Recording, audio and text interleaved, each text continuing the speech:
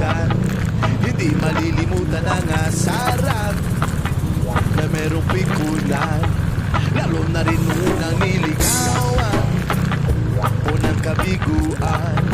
At dyan nagsiseryoso ang usapan, ang pagdadamayan, na tunay at tapat na kaibigan. O mga buwang, o kaibigan, lubang maaasahan.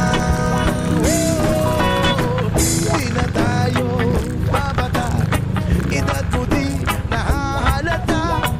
Sa mga trip unti-unti na tayo nagsasawa. Pero kahit ganon, barkadang matatag hanggang sa ngayon. Minsan lang makita, tsak may kwenta, yan ang aking mga tropa.